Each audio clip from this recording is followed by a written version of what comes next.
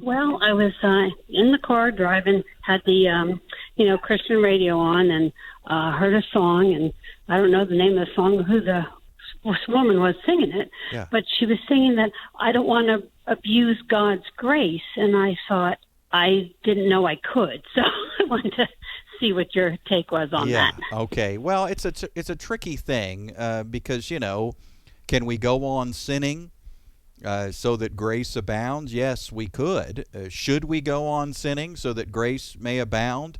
Of course not. Paul says by no means.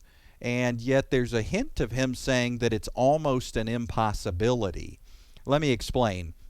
The almost impossibility here is that you died to sin. How can you live in it any longer? In other words, Helen, you got a new heart, you got a new spirit, you got Christ living in you, you got new passions and desires. He took out your heart of stone. He gave you a living heart. He made you united with Jesus. He changed you at your very core. It's a great exchange, if you will, taking out the old, putting in the new. So, the average person, it seems like the average view of God's grace is that it's mercy.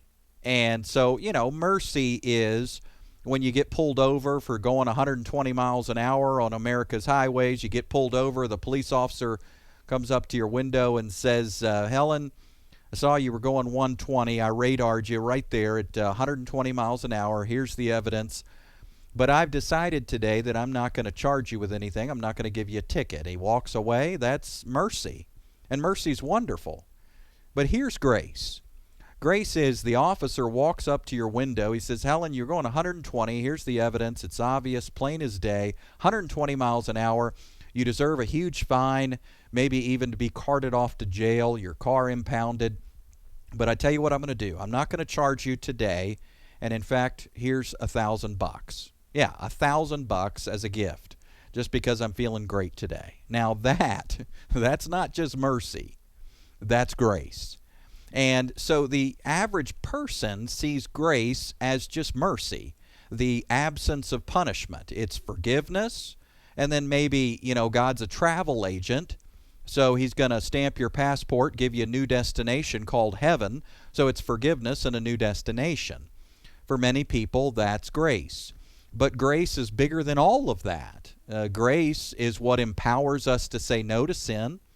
Grace is what teaches us to reject worldly desires and live uprightly, Titus 2 says. So grace is much bigger than just forgiveness and heaven. By grace, you've got a new heart. By grace, you've got a new spirit. By grace, you get a new identity. By grace, you've got God's presence and power inside of you in the Holy Spirit. By grace, you're made new at the core. You're a new creation. So all of that is grace. And so you say, well, I'm worried about abusing grace. Okay, so then what? What are we going to temper the grace, balance the grace, back off on the grace? Don't do that. You know what the answer is when we're committing a sin? The answer is more grace. Somebody says, no, we need to balance that.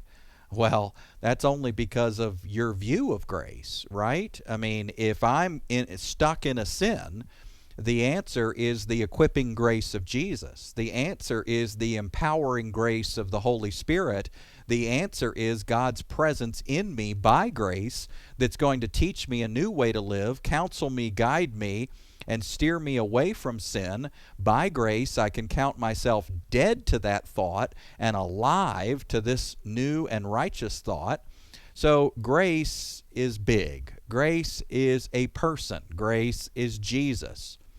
Grace is not simply a concept or a piece of information. Grace is more than forgiveness. Grace is more than heaven.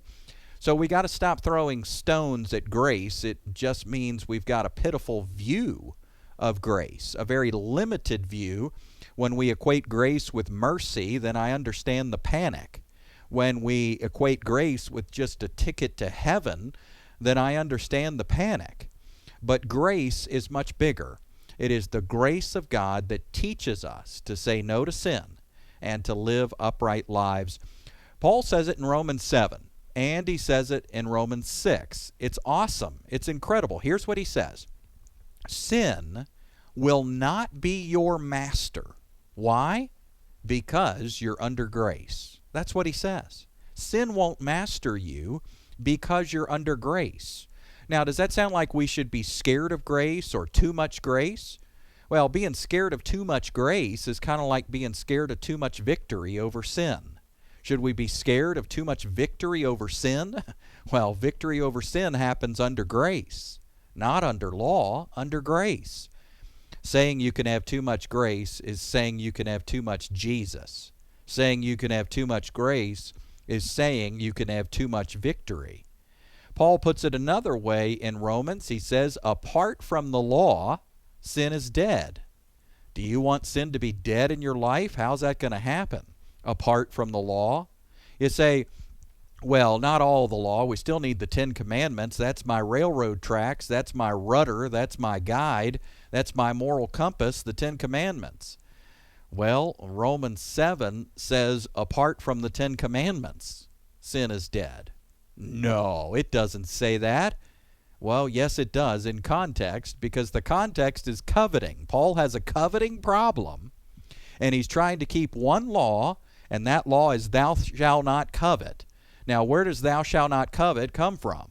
Thou shalt not covet is one of the 10 Commandments. What's his problem? He keeps on coveting of every kind, in fact. What's the solution he gives? Apart from the law, sin is dead. What kind of law is he talking about? Moral law. What law is he talking about? The covet law. What law is he talking about? One of the 10 Commandments. What's his answer again? Apart from the law, sin is dead. We got a lot of Christians who are living apart from the law, but only apart from the ceremonial law. Oh, yeah.